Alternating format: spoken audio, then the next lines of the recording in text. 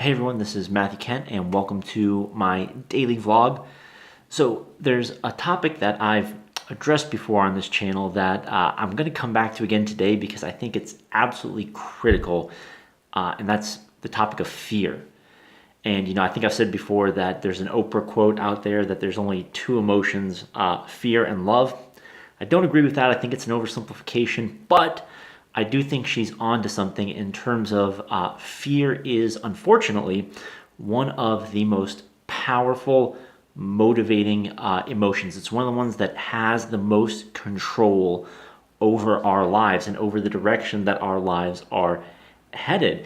There's so many things that we want that we don't even end up pursuing because we're afraid of failure, we're afraid of so many things. And so I'm actually was reading a chapter about fear. This is a book I'm reading right now, Tools of Titans by Tim Ferriss. Great book, long book.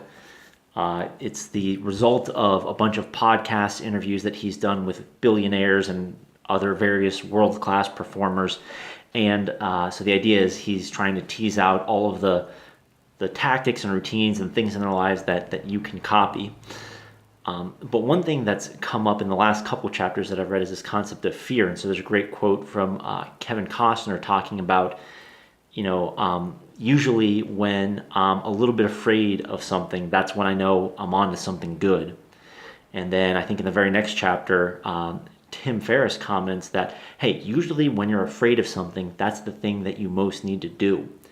And so this point was actually hit home for me in a book that I read a little while ago, which I've talked about before, one of my favorite books at the moment, called The Icarus Deception by Seth Godin, where he said what's happened is that our zone of comfort and our zone of safety used to be one in the same, right? So your comfort zone and your safety zone used to be the same thing. In other words, 10,000 years ago when your ancestors were hunters and gatherers, they'd hear a lion roar or they'd see, a rattlesnake shaking its tail and they'd be afraid. And rightly so, because that would make them uncomfortable, and it was a good indication that if they were uncomfortable, they were unsafe. And this still applies in certain situations. I'm a firm believer that you should trust your gut, and if you're talking with somebody, for instance, and they say like, hey, come take a walk with me down this dark alley, and your gut says no, don't do it.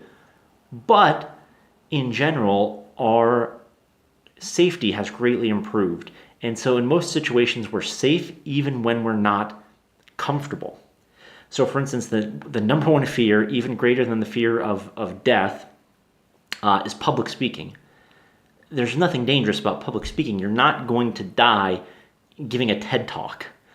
But most people are scared out of their mind about public speaking. So here's the thing. There is a scarcity of people willing to confront their fears and willing to do the brave thing, willing to put themselves out there, take risks, innovate, and be different. And so if you're one of those people who is going to commit to being willing to do that, you can achieve amazing, amazing, amazing things. From this book, Tools of Titans, one of Tim Ferriss's recommendations is to do something that scares you, something that you're frightened of at least once a day. I would say that's a pretty good idea, but then also the advice from Seth Godin and from Kevin Costner from this book and from Tim Ferriss in this book is, hey, look for those things that are making you a little bit afraid, and those are probably the things that you should be pursuing. And so for instance, for me, I've been scared to death of certain things that I've put out there, and they've been successful and they've been fine. And to some extent, the fears come true. It's like you ask yourself, what's the worst thing that could happen? Well, people might dislike it, leave a nasty comment, and all that happens. But then you realize once they dislike it and leave the nasty comment, that was no big deal. And the benefit that you get from the people that liked it far outweighs the negative consequences. So there is my big thought for you today. Hey, our zone, our comfort zone and our safety zone are no longer one and the same. And so you need to recognize that you're safe most of the time.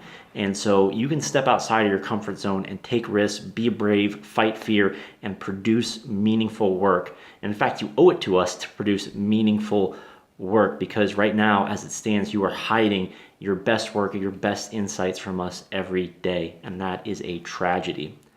Those are my thoughts for today. Thank you so much for watching, and I hope I will see you guys again tomorrow.